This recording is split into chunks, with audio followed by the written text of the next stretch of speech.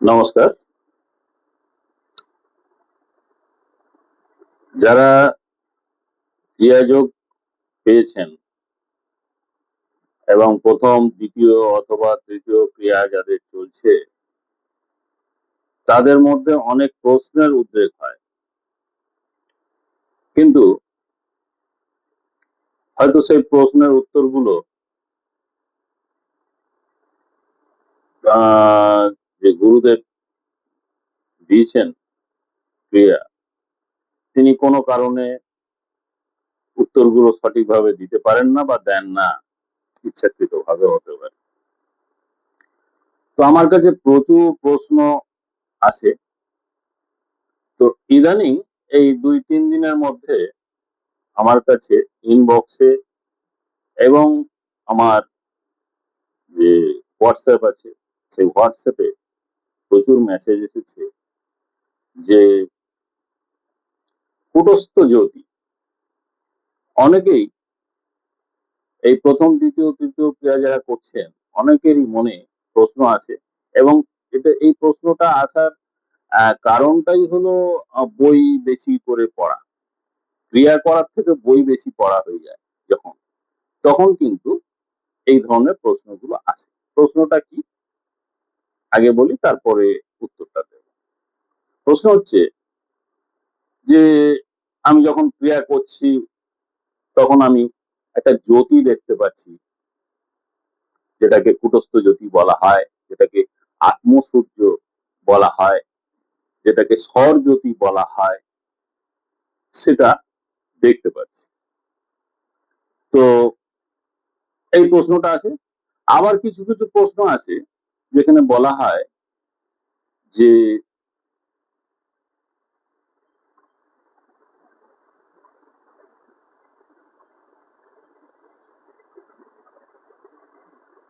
হ্যাঁ, একটু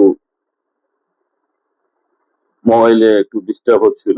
যাই হোক, যেখানে বলছে কেউ কেউ কোনো কোনো সাধক বলছে, তাদের প্রশ্নটা যে আচ্ছা, আমার কুণ্ডলিনী জাগরিত হচ্ছে, এটা আমি বুঝতে পারছি যে আমার মেরুদণ্ডের মধ্যে দিয়ে বা পিঠের মধ্যে দিয়ে যেন কোনো পিঁপড়ের মতো কিছু উপর দিকে উঠছে। তাহলে সত্যি কি আমার কুণ্ডলিনী জাগরিত হয়েছে? তাহলে দুটো প্রশ্ন, এই দুটো প্রশ্নের উত্তর দেব। প্রথম প্রশ্ন কি? আরেকবার বলি। প্রথম প্রশ্ন হচ্ছে কূটস্থ জ্যোতি দর্শন হচ্ছে, চোখ বন্ধ করে আমি জ্যোতি দেখতে পাচ্ছি, উজ্জ্বল জ্যোতি। আর দ্বিতীয় হচ্ছে যে কুণ্ডলিনী জাগরিত হচ্ছে, একটা পিঠের মধ্যে দিয়ে, পিঠে মেরুদণ্ডের পিছন দিকে আর কি, মনে হচ্ছে যেন কিছু একটা ওপর দিকে উঠছে। এইগুলো সবই কিন্তু ভ্রান্ত দর্শন এবং ভ্রান্ত অনুভূতি। আগে বোঝার চেষ্টা করুন আমি যেটা বলছি। এগুলো সমস্তই কিন্তু ভ্রান্ত অনুভূতি এবং ভ্রান্ত দর্শন। কি বলা হচ্ছে? একদম স্টেপ বাই স্টেপ আমি বলে যাচ্ছি। শাস্ত্র যেখানে বলা হচ্ছে, শাস্ত্রে বলা হচ্ছে কি? কূটস্থ চৈতন্য, কূটস্থ জ্যোতি, স্বর জ্যোতি, আত্মজ্যোতি, আত্মসূর্য ইত্যাদি বিভিন্ন নাম শাস্ত্রে পাওয়া যায়। একই, সব একটা জিনিসকে উদ্দেশ্য করেই বিভিন্ন নাম বলা হয়েছে। প্রথমত আমরা যখন সাধনা করছি, আমাদেরকে প্রথম হতে হবে, বুঝতে হবে যে আমরা একটা ধর্মযুদ্ধে নেমেছি। কুরু পাণ্ডবের যে যুদ্ধ হয়েছিল, সেরকম একটা ধর্মযুদ্ধে আমরা অবতীর্ণ হয়েছি। এবং আমি, অর্থাৎ আমার দেহ, আমার মন, এই যুদ্ধক্ষেত্রে যে ভূমিকা পালন করবে সেটা হচ্ছে পঞ্চ পাণ্ডবের একজন। ভালো করে শুনুন, পঞ্চ পাণ্ডবের একজন কে? পঞ্চ পাণ্ডবের মধ্যে যুধিষ্ঠির। যুধিষ্ঠির কেন? যুধিষ্ঠির অর্থাৎ যুদ্ধে যিনি স্থির থাকেন, অর্থাৎ আপনার যে এই ধর্মযুদ্ধ শুরু হলো, এখানে আপনাকে স্থির থাকতে হবে, অবিচল থাকতে হবে। আমরা যখন গুরুদেবের স্তোত্র পাঠ করি, ব্রহ্মানন্দং পরম সুখদং কেবলম জ্ঞানমূর্তিং দ্বন্দ্বাতীতং গগন সদৃশং তত্ত্বমস্যাদি লক্ষ্যম একং নিত্যং বিমলমচলং সর্বদি সাক্ষিভূতং ভবাতীতং ত্রিগুণরহিতং মদ্গুরুং বা সদ্গুরুং তং নমামি। অর্থাৎ সদ্গুরু প্রণামটা যখন আমরা করলাম, ভবাতীতং ত্রিগুণরহিতং, তাহলে ত্রিগুণ মানে সাত্বিক গুণ, রাজসিক গুণ, তামসিক গুণ, এই কোন গুণের মধ্যেই তিনি পড়েন না। তিনি ভাবনার অতীত, ভাবাতীতাং, তিনি ভাবনার অতীত। অর্থাৎ চিন্তা করে, ভাবনা করে তাকে পাওয়া যাবে না, ক্রিয়া করতে হবে। ক্রিয়া না করে, বই পড়ে, চিন্তা করে, যুক্তি দিয়ে, বুদ্ধি দিয়ে তাকে পাওয়া কখনোই যায় না। আর আমি যেটা বললাম যে এই যে দর্শনগুলো, এই দর্শন বা এই অনুভূতি, এগুলো সব কিন্তু ভ্রান্ত অনুভূতি বা ভ্রান্ত দর্শন। কেন বললাম? কারণ হচ্ছে, যখনই আমি কিছু একটা দেখছি, তাহলে আমি দ্রষ্টা, আর যেটা দেখছি সেটা দৃশ্য। ক্রিয়াযোগ কিন্তু তা বলে না। ক্রিয়াযোগ হচ্ছে দ্রষ্টা আর দৃশ্য এক, একাকার। বোঝা গেল? তাহলে আমি কি করে দেখব সেই জ্যোতিকে? এটা হচ্ছে ভ্রান্ত দর্শন, তার 1 নম্বর পয়েন্ট। ভ্রান্ত দর্শন যে বললাম, তার 1 নম্বর সূত্র এটা। দ্বিতীয় সূত্র কি? দ্বিতীয় সূত্র হচ্ছে কূট আর কূটস্থ, এই দুটো জিনিসকে ভালো করে বুঝতে হবে। কূট মানে কি? কূট মানে হচ্ছে এই চক্ষু, কর্ণ, নাসিকা, জিহ্বা, ত্বক এবং ষষ্ঠ ইন্দ্রিয় মন দিয়ে আমরা এই যে বিশ্ব ব্রহ্মাণ্ডকে, চারিপাশে সমস্ত কিছু উপভোগ করছি, এটাকে বলা হয় কূট, অর্থাৎ মায়া। কূট মানে হচ্ছে মায়া, যা সত্য নয় অথচ সত্যবত প্রতিভাত হচ্ছে, সেটাই হচ্ছে কূট, সেটাই জ্যোতিস্বরূপ, আলোক। আর কূটস্থ তাহলে কি? কূটস্থ হলেন সেই যিনি সেই কূটের মধ্যবিন্দুতে অবস্থান করছেন। মধ্যবিন্দুটা কিন্তু কালো অন্ধকারাচ্ছন্ন গুহা।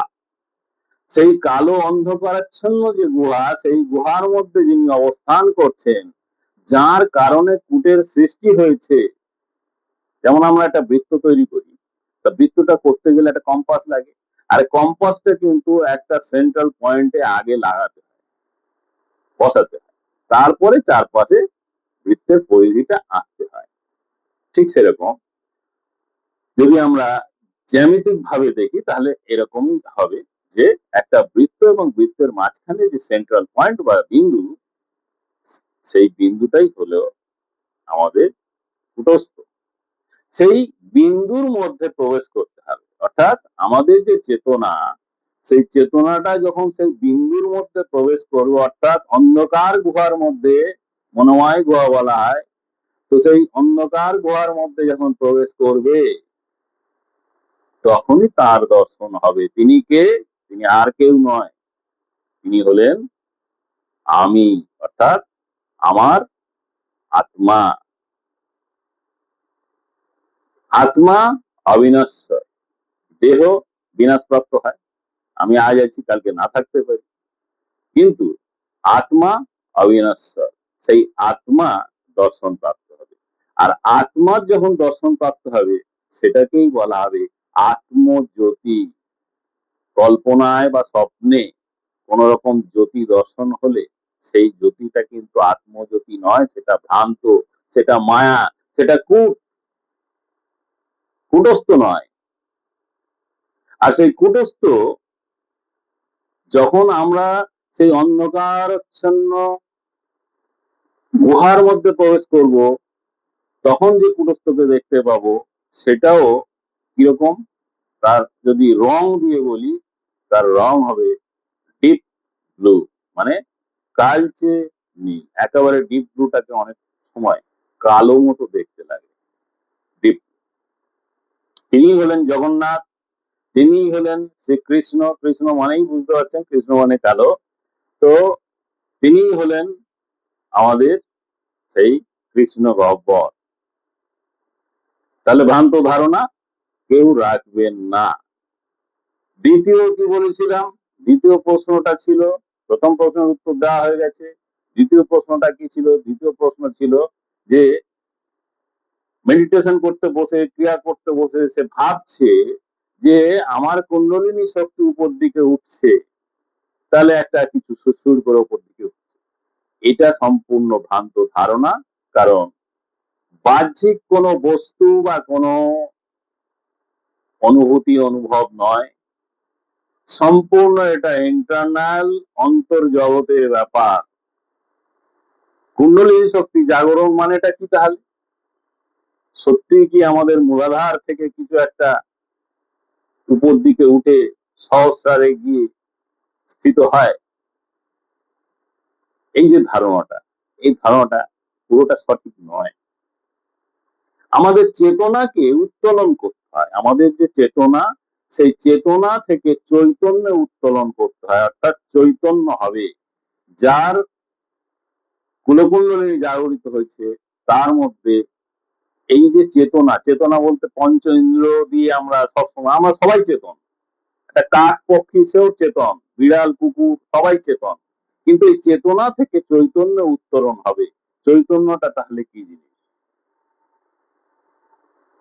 প্রশ্নটা রইল, চৈতন্যটা কি? চেতনা থেকে চৈতন্যে ঠাকুর শ্রী শ্রী রামকৃষ্ণ পরমহংসদেব বলেছিলেন যে তোমাদের চৈতন্য হোক, এক কথায়। সেই চেতনা থেকে চৈতন্যে যেতে হবে। আরো যদি সহজ করে বলতে হয়, তাহলে কুলকুণ্ডলিনী শক্তির জাগরণ বলতে মধ্য শক্তির জাগরণ, সুষুম্নার জাগরণ, অর্থাৎ ব্যালেন্সড স্টেট। অর্থাৎ দক্ষিণ এবং বাম, বাম এবং দক্ষিণ, এই যে ক্রীড়া এবং পিঙ্গলা, এর ব্যালেন্স।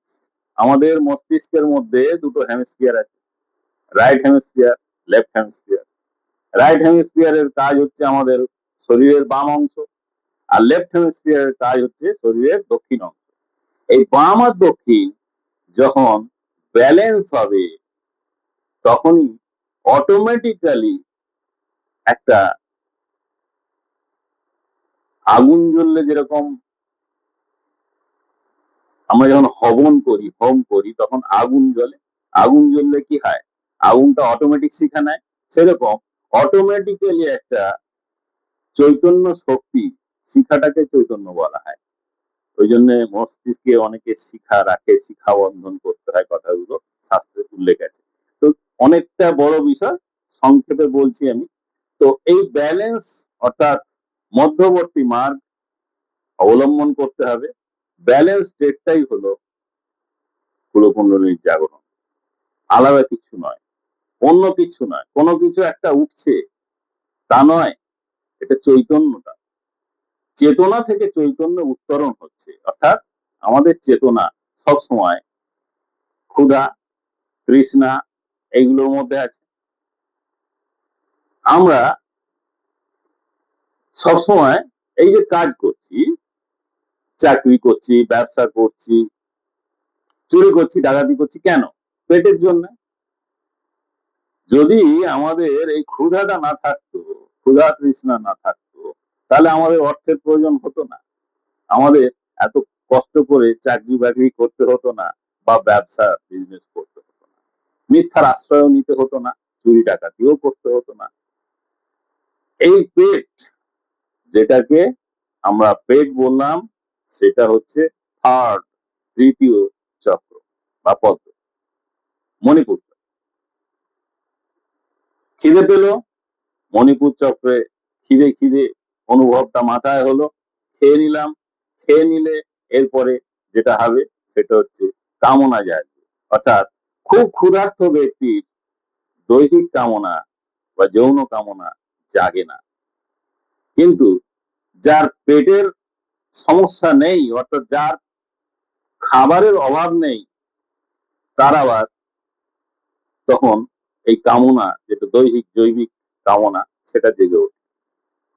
তারপরে কি হয়, জৈবিক কামনাটা যখন সে পূরণ করতে যায়, তারপরেই সে ঘুমিয়ে পড়ে। আর এই যে তিনটে চক্র, মণিপুর, তার নিচে স্বাধিষ্ঠান, আর তার নিচে হলো মূলাধার, এই তিনটে চক্রতেই আমাদের চেতনাটা ওঠে আর নামে। এর উপরে হৃদচক্র আছে, সেখানে যাই না বা খুব কমই যায়। এই যে তিনটে চক্রের কথা বললাম, এই তিনটে চক্র নিয়ে একটা গ্রন্থি হয়, সেই গ্রন্থিটার নাম দেওয়া হচ্ছে ব্রহ্মগ্রন্থি। এটাকে প্রথমে ভেদ করতে হয়, অর্থাৎ গিট, গ্রন্থি মানে গিট। এই 2.5-3 প্যাচের যে গিটটা, এটাকে আগে ছাড়াতে হবে। তারপরে হৃদচক্র, সেখানে ঈশ্বরের অধিষ্ঠান, সেখানে আমার ইষ্ট, যে দেবতা বা দেবী, তাকে বসানো হবে। এইভাবে আমাদের চেতনা কিন্তু আস্তে আস্তে উপর দিকে ওঠে। এটা কোনো ওই সুরসুর করে পিঁপড়ের মতো ওঠার ব্যাপার না। এটা কিছু বইতে আছে যেগুলো ভ্রান্ত, ভুল, এবং সেগুলো পড়েই অ্যাকচুয়ালি বিদ্যাটা তো গুরুমুখী বিদ্যা, এটা গুরুর কাছে জানতে হয়, এটা বইতে পাওয়া যায় না। বই লেখক আলাদা থাকে, আর গুরু যারা সাধনা করেন তারা খুব একটা বই লেখেন না, লিখলেও সেটা খুব কম। আর তারা যদি বই লেখেন, সেই বইয়ের ভাষা বোঝা খুব কষ্টকর, সাধারণ মানুষ সেই ভাষা বুঝতে পারবে না। আজকে এই পর্যন্ত থাকলো। দুটো প্রশ্নের উত্তর আশা করি পেয়ে গেছেন। ভ্রান্ত ধারণা, ভ্রান্ত অনুভূতি আর ভ্রান্ত দর্শনকে ত্যাগ করুন, তবেই কিন্তু আপনারা চেতনা থেকে চৈতন্যে উঠতে পারবেন। আজকে এখানে শেষ করলাম। নমস্কার, শুভরাত্রি।